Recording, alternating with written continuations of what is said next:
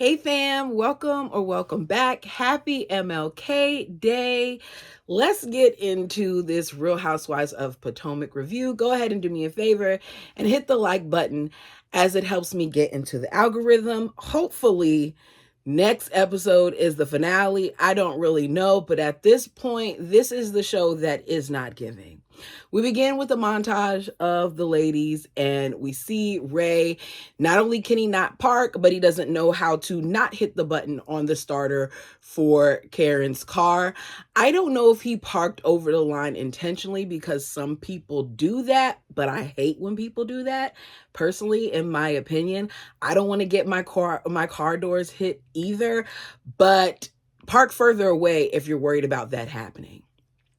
We see Grace warning her sisters to watch out for the guys while at college, because they're going to try to approach you, because basically the guys are thirsty, which I feel like in college or not. They are thirsty. She's like, they're going to be at you. Also realize that your funds aren't going to be how they normally are. Get used to them being low, but just say a little prayer and know that God is going to help you. I was like, okay, Grace. Don't worry about the low funds in your account. Her mannerism sometimes reminds me a lot of Giselle. We then see Ashley. Ashley is preparing for her drag king show. She tells us that she loves doing these types of things because it allows her to tap into her creative side. We get flashbacks of what she is calling her creative side. I personally do not think that Ashley is that good of singing. At singing, and the clips that they showed didn't help. So we find out that she's invited all of the ladies, her family, and Josh to the show. And she feels like if Josh can be turned on by her after seeing her looking like Ashton P, then he's a keeper. I personally don't feel like him being a keeper should be determined on whether or not he finds you attractive as a man. That comment sounds a little odd to me. I think what you're really trying to say is if he can support you still, then he's a keeper. But him being turned on by you looking like a man, that doesn't, like it, like, what are you talking about, Ashley? This isn't Michael. This is Josh. On to Kierna. Kierna is at work at her beauty and wellness spa. And even though Giselle has known her for some time, this is her first time coming to her business. So she feels like Kay is a good person, though, because she's a friend of Cal, and any friend of Cal is a friend of hers. Wendy arrives. As she gets out her car, she notices that she has a flat. So she calls roadside assistance. They tell her, like, your account is expired, which makes me wonder if it was like AAA or something like that. Because if you are like me, I have Geico. Roadside assistance is included in my package. It doesn't expire. So I'm thinking that she had, like, some other form of roadside assistance. So she renews it, and they let her know that they are on their way. I love that she told them, I'm at Kierna Stewart's, whatever. Like, I'm gonna plug this right quick for my friend and let y'all know where I'm at. She tells the ladies that, right before she got on the interstate, that her tire pressure light was on, but she wasn't really concerned about it, and she just ignored it, and she turned up the music. I said, oh, I am not that person. You guys, whenever I see any type of warning sign on any vehicle, I get nervous. And especially now with me having a newer vehicle and seeing like the different tire pressures and how they fluctuate, and how that warning light will not go away on my vehicle until you fix that pressure. It messes with my anxiety. So I can't see myself with that type of situation, and rather than checking to see the pressure of the tire, just being like, oh yeah, let me hop on the interstate. That could have been a lot worse. Thank goodness it wasn't. The subject of Greg comes up. We find out that he had dental surgery. Giselle asks, will the door change? Will your sign change if you get married? In other words, is your last name going to change? And Keith says, she's still in the process of trying to figure that out, because she personally would like to hyphenate her name, but Greg isn't down with it. to the point where he's not willing to marry anyone who does not hyphenate their name. I get it. I feel like this is a different conversation for different people. I know in the past when I was getting married, I had said that I wanted to hyphenate my name, and my husband to be at the time was not upset about me wanting to hyphenate my name. He just wanted to make sure that his name was in there. So I feel like it's different strokes for different folks, but given that Greg has previously had a divorce, I would think that he would be more open to the idea of her hyphenating her name, but he's not. Y'all tell me what you think down below. I'm not knocking him for wanting that. There are a lot of men that feel like you are going to take on my name. That shouldn't be up for discussion, but different people have different reasons. For some women, they're the only like connection to their father's last name, and once that's gone, then that ends there. There's different reasons why people want to do it. So for me personally, it would depend on the situation, and hopefully my husband would be willing to have me hyphenate my name. She says that she's at the point now where she doesn't really bring it up because whenever they do, it's an issue. So she says that as long as she can be Kierna Stewart publicly, then she's okay with it. And Giselle's like, look, he needs to respect you and your business. He needs to respect your grind. He needs to respect what it is that you do. And I agree, because I feel like, and I don't know if it's the edit of the show, but I feel like Greg is very dismissive when it comes to Kierna and what she does and how well she's done for herself. She said that she's learned to be this way based off of what her parents have gone through, and the fact that her mother had to, once her parents got divorced, her mother was on her own, and she wants to be able to sustain herself whether there is a man or not. But her and Greg continue to have issues when it comes to domestic roles. She says it. She says they bicker a lot, and he has a lot of expectations of who she should be in the home. As I stated before, these are conversations that you should have before you decide to merge households, before you decide to build a home together. The subject of Karen comes up, and Wendy says like she's concerned because of how much that Karen is going through, that she's been looking, kind of rough lately, and we get flashbacks of Karen often going to sleep early and things of that nature. Giselle's like, she has lost a lot of weight, and she's not taking anything like Ozempic, so I don't understand it. But Karen says, Karen and I share things, we talk about the beauty things, and you can be prescribed something as a pre-diabetic. She's not taking Ozempic, but she's taking something. That is what Kierna says. So I don't understand why later on Giselle says that she's taking Ozempic, but these people in their telephone is awful. So Wendy and Giselle's like, oh, okay. They tell us, well, look, we thought that the lady was stressed out, but if she is just taking something, then that's a whole nother story. Wendy's like, I don't really know how to navigate this situation with Karen because I'm concerned, but I know that she's, trying to keep things private, in my opinion.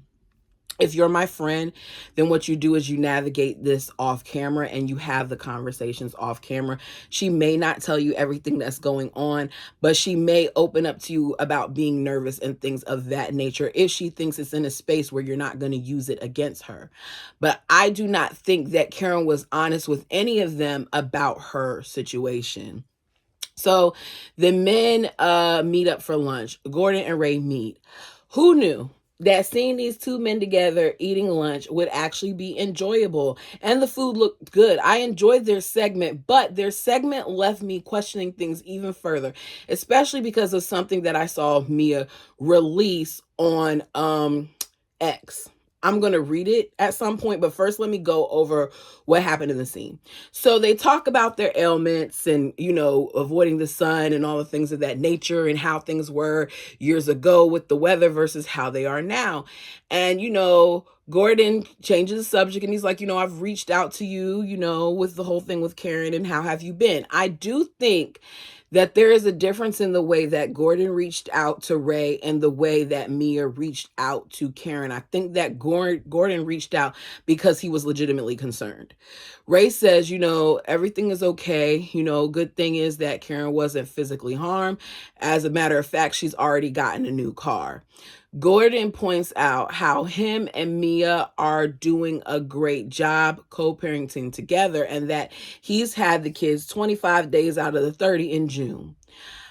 Didn't Mia tell us that she had full custody of the kids? If you have full custody of the kids, how is it that the father has them more than you do? I think that there is some truth to it. I think that, as Mia said before, how she was going to go to Atlanta to go see her kids, I think there are a lot of times where Mia's focus is more so on herself and not her kids, especially in those summer months when they're not having to go to school. I very much so can see Mia going to Atlanta to go hang out with her little man. So Ray says, Karen let, me know that you took the kids when you were in Panama. And Gordon says, yeah, I took the kids. Decisions were being made that I didn't like. Just like I didn't like how at one point she had the kids down in Atlanta around that man. Now, he didn't necessarily say, or maybe that I missed it, that he took the kids because of ink. I think that was a different instance. I think he was saying that certain things were being made, decisions were being made. Like he didn't like the person that she left her kids in care of. So he took the kids to somebody that he was more comfortable with. Ray's like, I thought y'all were amicable. Gordon says, it really depends on who you ask. Now that I believe to be true. He says, I don't know him well enough to like him or not. He's not even saying his name. He's just saying him. Gordon says ink. He said, yeah. He said, after all, this is the man who has several affairs with my wife. He's trying to move on, but it's difficult for him. He's like, especially with him claiming Jeremiah as his, because he was claiming it, and the way Mia was talking and acting, it suggests that there's a possibility of it. And for him, it's either a yes or no. So he said, because of what she was doing and because of what she revealed at the last reunion, he went ahead and got a test done. He didn't need permission to do it. And he showed her that Jeremiah is his. I think he said like a week later. I want to know the true timeline, because that means that everything that Mia has brought to us this season has been false, because Gordon already got the test done. So why did you hold on to this for so long? Is it because this is the only storyline that you had? It's giving inauthentic. So Ray says, that's when Karen was pregnant with Raven, she told him that blue eyes run in the family, and he was like, no it doesn't. I said, okay, Ray, to be fair, you don't know sometimes until it happens. I know for my family, I do have cousins who have had blue-eyed and gray-eyed babies. And at some point, some of them stay blue. Some of them go from gray to hazel. Some of them have hazel with a little speckles of green. Like it's very, very different. But that's what happens when you have multiple ethnicities in your family. And I get it. I didn't get it. It didn't happen to my child, but it happens. So Gordon says the whole situation has just helped him realize that he doesn't only need the medication for his bipolar situation, but he also needs to do counseling. I agree. You do need to do counseling. So he suggests that he and Mia do counseling together. I need Gordon to focus on himself and his kids and stop trying to bring Mia in it, because Mia is very much so a person that I don't trust. And I feel like he's trying to bring in Mia because he's still trying to hold on to that girl, because as he said in this episode, he doesn't feel like they should get divorced. So Stacy is meeting with her possible attorney. This scene with Stacy kind of frustrated me. Stacy seems to be like a very smart girl, but Stacy is what I would consider green when it comes to this situation and not understanding her reality. Because of what happened at the mediation, she has now realized that there's a lot of things that she didn't know about her situation and finances and things of that nature. So she's now considering getting an attorney. So she meets with the attorney, who points out to her that you said you're met with a mediator. A mediator is designed to help the process move along in a calm manner, whereas attorney is there to work for you to make sure that you get the best possible outcome for yourself. Stacy says, she asks her what are the things that she wants, and Stacy says she wants to make sure that her daughter Arabella is good, that he's going to have her in the summertime, and she will have her during the school year. She has waived her right to child support. Are they not going to live in the same city? Because you're going to have her the entire school year and you're not going to get to enjoy her in the summertime. I get it. You have her predominantly more. But for me, if we stayed in the same city, I think I would want that to be more of a situation where like he had her on some weekends and things of that nature. But, you know, to each his own. For me personally, she also said that she had waived child support. As someone who did not put their child's father on child support, I'm telling y'all, if I could turn back the hands of time, I should have done it. I get why women do not do it. I understand that a lot of times it's for peace of mind. And for some, it's, you know, because they just don't want the hassle of it, right? But me being me now and through what I've experienced, if I were to hear another woman say that, I would tell them that they should go ahead and go for child support because the money is there to help support your child. The attorney is looking at her like, okay, you don't want child support. Interesting. She says, do you guys have a prenup? Basically, she's trying to figure out why Stacy doesn't want child support. She was like, are your incomes, you know, comparable? And Stacy's like, no, you know, he's far more successful than me. I do not want child support, but I do want alimony. So she says that, you know, her husband takes care of everything that their child needs, and she doesn't feel like he's going to stop supporting the child. And I said, this is the mistake that a lot of people make it. I'm not just going to say women because there are men, I know some who have custody of their kids. It's a mistake that a lot of parents make when it comes to separations. I hear her, but unfortunately, some parents do stop taking care of their kids when you're not on good terms with them.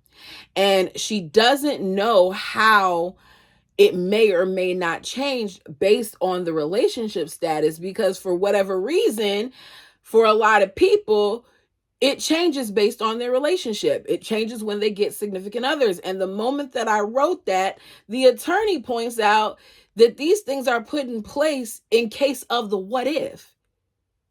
In case he has a partner that's like, no, I don't want you to give her that much money. And Stacy is clearly in denial, and the attorney is telling her to make sure that you do what is needed to cover yourself and to cover your daughter. Stacy's like, I can see terror in, the attorney's eyes, but I know my husband, and I know that he is not going to stop doing things for, Arabella. And as I hear her talking, I hope you're right, girl, because they stop. They do. When they want to get back at you, when they want to be bitter, when they want to hurt you, some people are willing to hurt you, and in the process of hurting you, they're hurting your child. Stacy's like, how many women have said the things that I've said and then come back to you and ask for your help? And the attorney says, enough that if I had $5 for every woman who said the things that you said, then I would have enough money to be on the beach somewhere and not be working. I said, wow. And I believe it, because a lot of times when it comes to relationships and things ending, people are manipulative in order to get the things that they want. On to Giselle. Giselle, Grace, and Adore are at the Container Store. She wants them to know the importance of $1, especially with what's going on with her having to contest her father's will. She's talking about generational wealth and things of that nature. Isn't it interesting how these ladies used to have so much to say about Candace's mother taking care of her through her generational wealth, and now these ladies are in turn trying to do some of those same things? I'm just saying. Now I know it's kind of reaching here because Candace was a grown woman whose mom was still taking care of her, but I'm just saying that in terms of y'all are trying to create some of the same things in place for your children that others have already done. And how great would it have been to tap into that that person to figure it out how they did it. So she is planning on buying property near Adora's college because, as Adora says, she doesn't like the hotels out there. She hates them. Grace is sitting there and she's like, "What about me?" I said, "Okay, Grace, I like you, but what about you?" It makes no sense for Giselle to buy properties at these different places when all of y'all are in different places, because one of them is going to be in Hampton, Virginia. The other one's going to be in Atlanta, Georgia, and Grace is in Florida. You want her to get something everywhere she goes? Your mom isn't making that type of money. They then get on the subject of, Christmas trees and the significance of them because of how much the holiday meant to their family and Giselle's father. We find out that he used to come down every Christmas to participate in the Christmas things of it all and to help pick out the tree and things of that nature. And as she's talking, she says she doesn't want to get emotional about it. And I just wish that Giselle would stop trying to block that and she would just embrace it, because your father just passed and there's so much strength in that vulnerability. On to the next scene. Stacy and TJ. Y'all, TJ is giving us the performance of his life. Y'all tell me what you think. But there's something about TJ that comes off as disingenuous to me, and I don't know if it's because it's an actor or if it's because I don't like his face, but it's something about him that doesn't seem honest. So even though this entire time TJ has called himself a friend, her best friend, and says that he doesn't have a problem if Stacy, were to go and see other men, and how now Stacy, is his friend and he doesn't want to have relations with her and all of those things, he in this scene wants Stacy to tell her husband, who actually is helping her live, who is supplying her with money, who is taking care of their kid, tell her husband that she's currently dating TJ. He feels like they don't hang out enough and they don't do anything. And Stacy's like, we don't do a whole bunch of things because I'm not divorced yet. Had some discussions with the ladies and they even reminded me to be careful of the things that I do when it comes to you. She says, I had a talk the other day with, my husband, and he is about to leave our home. And as soon as she says that, his eyes light up and he's like, "Oh, so I can come over to your house? Do you not have a house out there? Why are you so eager to come into her situation?" And she's like, it doesn't feel right. It doesn't feel right for you to come over yet because, I have my daughter there. I've been very respectful to him and he's been very respectful to me during this process. And I just, I don't want to disrespect him. And as she's saying that, I said, I respect that. I do. Because let's even take him out of it. Y'all are not in a relationship. Y'all are dating. And you're just now saying that you're dating. So I don't see a problem with her wanting to protect her child. Maybe it would be different had this not be the place where her child is, but I very much so am the person who didn't have a bunch of men around my child because I didn't want my child to become attached to someone who I wasn't sure if it was going to be a permanent space. So I get her when she's saying this. He wants her to stop hiding him, but I don't understand how she's hiding you when you're on this show. Sir, you're not being hidden. I see a camera there, and I see a camera there, and I see a camera there. How are you being hidden? Your face isn't blurred out. We see more of you than we've seen of some of the actual husbands on the show. We've seen more of TJ than we've seen of Eddie. And Eddie and Wendy are legit married. She's like, look, this is all new for me. I'm trying to figure out who I am because a lot has changed for me. And as I hear her talking, because she says more than that, I can't help but feel like Stacy is not ready to date. Stacy is dealing with the loss of her family of 3, the loss of what she thought was, the loss of her being a socialite and the other things that she mentioned. And she is realizing now that she is going to be a family of 2. That's over 16 years of her being married. It takes time. So to think that she's supposed to just jump into this thing and throw you out there to the world when it seems like you're the first man that she's given any type of attention to since being in this situation seems ridiculous. He thinks that her coming out and telling her husband this is going to make her feel better, but it's not about her feelings, because if it were about her feelings, then you wouldn't say this to her. It's very much so about what TJ wants. As she explains herself, he tries to switch it up and he holds her hand and he's, mustering that tear and he says, I'm going to be patient for you. You won't be by yourself. She's not by herself. She has her kid. Maybe she doesn't have a man, but she has her kid. As someone who's had my kid for 18 years, one thing I want to say is I've never been by myself. May have felt alone at times, may have been like, oh my goodness, I can't believe I'm raising him on my own, or, whatever the thoughts may have gone through my mind. But by myself, it wasn't one of them. So Stacey's like, TJ has been anxiously waiting for me, and I just want us to continue to be best friends because I know he'll wait for me. They hug, they do a little friend peck, and I just say I still don't see any actual chemistry between them, and I feel like he's asking for a lot just for them to now be dating. You guys aren't in a relationship. There's no need to mention anything to her husband.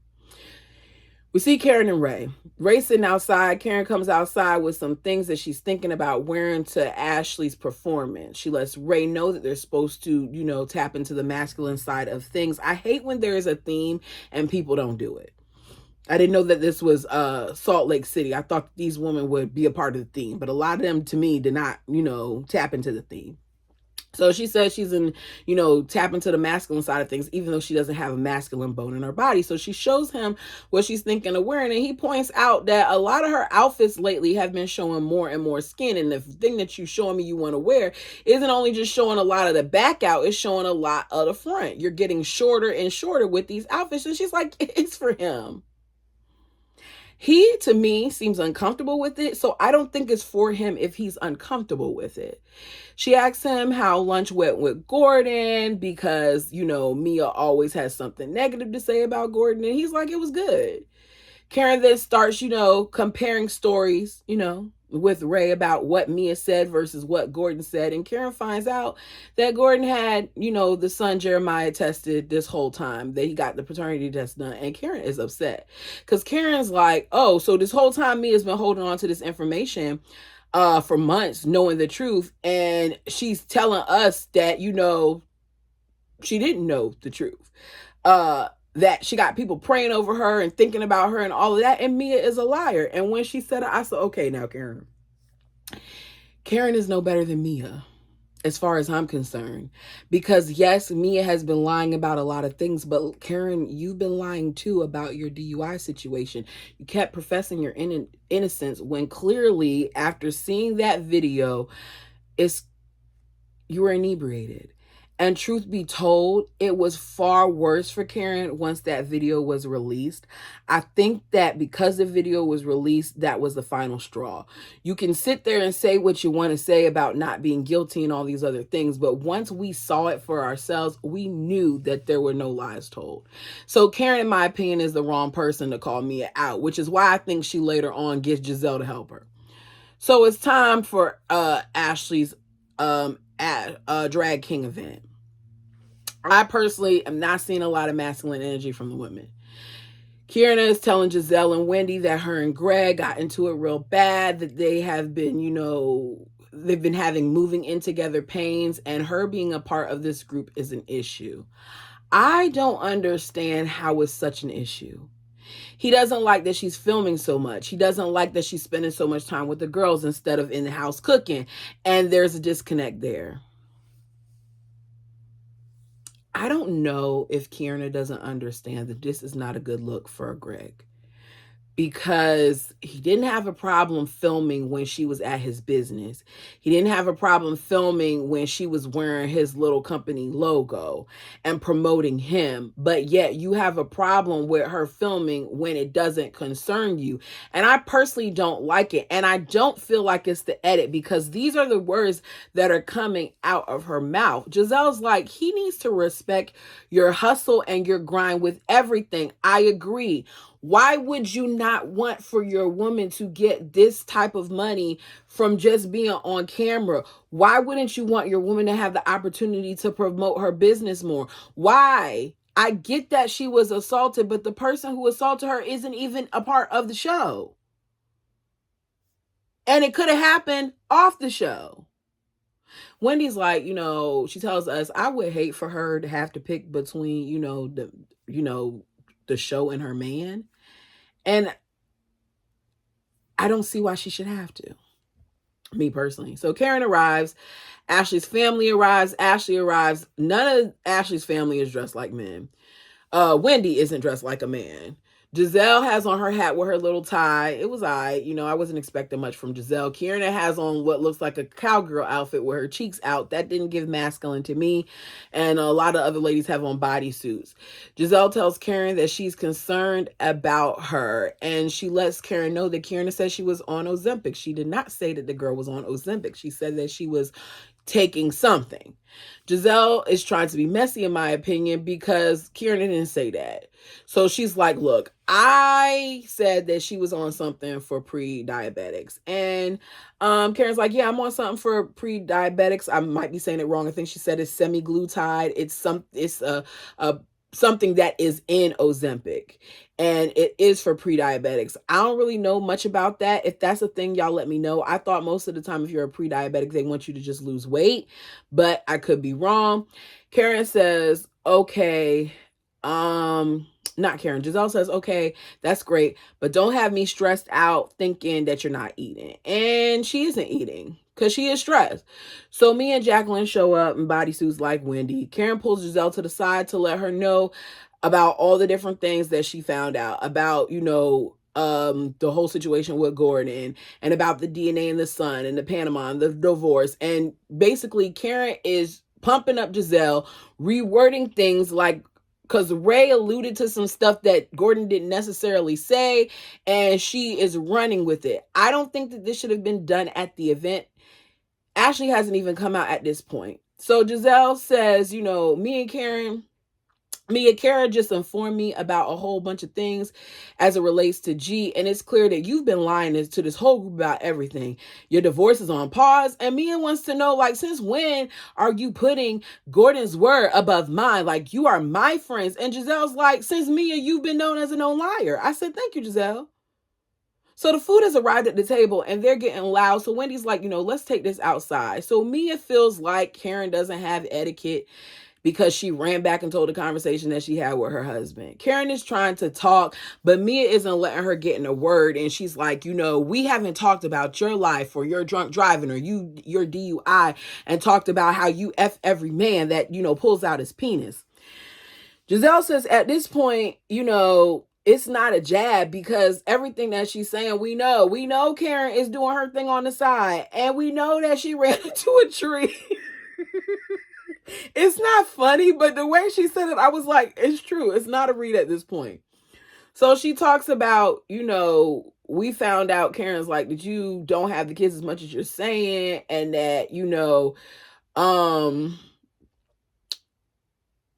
lied about how Gordon came and got the kids, and that he got, a paternity test done a while ago. And Jacqueline says she wasn't ready to discuss the paternity test to the group. Giselle's like, why wouldn't she be ready to discuss it to the group? It's been over a year. So Mia ends up walking out, and Kieran's like, it's just too much. It's just too much. So let me get to this text message that I saw, because that's the end of the episode. So she put this thing up here. First of all, Mia is not a safe person that she always wants to drop text messages. So apparently Gordon on July 18th at 8:39 p.m., he said, thanks for calling, tear their ass up, chew them up and spit them out. What happened last night was bull. Ask the production team whether I emphatically said during filming with Ray that you were a great mother. I don't understand. I guess that this happened in July, and because of the scene that she, showed that. I praised you extensively during the conversation. You should be pissed at production for setting you up. In my opinion, they shared bits of information with the ladies in order to get to you and did not share the whole conversation. They never share the whole conversation, but I get that he probably said those things, but you already said the other stuff too. You didn't say that she was a bad mother. You just pointed out that she ain't been spending time with the kids. I don't think that's a lie. She says, Gordon, they shouldn't have bits and pieces of information to use against me. He says, do you mean like when you posted on Instagram, my kids' fathers, plural? I chose to believe that you did not think about how that made me feel or how people will react to that post. You trying to make production look bad and you're trying to make Gordon look bad, but Mia, you look bad. Because her response was, have a great day, Gordon. He says, I'm sorry all this happened to you last night. You have a great day as well. Then on Friday, July 19th at 10:22 p.m., he said, I will agree to be at the test provided I pick the place. Jared doesn't trust me, which gives me cause not to trust him. I think that's fair. I think that Mia is trying to make this look like he didn't already get a test done. But he very clearly did an at-home test because Jacqueline said, she just told me he did an at-home test a few days ago and showed it to her. So an at-home test at some point was done. So you're dropping this to make it seem like, oh, it's something else. Then she drops this whole thing with the nannies. There's no timestamps up here. He says, hey, Mia, can you make sure I have the nanny's name and phone number and the nanny has my name and phone number so I can communicate with the kids? Also, let the nanny know I will pick up the kids around noontime Friday. That makes it seem to me that he was talking to her about where she had left the kids. She's like, Gordon, you have a doctor's appointment Saturday and CLT, what am I missing? He says, yes, I'm leaving Friday afternoon taking the kids with me. My original plans was to pick them up from Donna Friday afternoon and then drive to Charlotte. So you sat there on TV and told us that you didn't know any of his plans. And right here, he's telling you what the plans are. Her response is, can you please share your plans? I feel like they keep changing. He just shared his plans with you. What are you talking about? And this was before she left because she said, I feel like you keep changing. So I'm just going to have to navigate and make sure the kids have everything they need until I return. I'm leaving the country, so I need to ensure that I have reliable childcare until I return to the States. He already told you all his plans. Your decision-making process, if questionable, I think she meant to say is, and I need to ensure the safety of the kids. I return on 7/6 at 12:31 a.m. Please don't get offended. I'm just doing my job as their mother. The message following underneath that says July 1st. So they had the conversation about where the children were going to be before he even left. Before she even left. She knew it all. So Mia, your dumb tail dropped these receipts and you're lying because you put right in the receipts what it is. She lies so much she don't even know how to read her own text messages. Anyways, y'all let me know what you thought of this. This was longer than expected because I ran my mouth a lot. Hope you enjoyed it. If there's something that I left out that you want to talk about it, feel free to put it down below. Until next time, which should be in a couple hours because I got to watch Married to Medicine. Peace.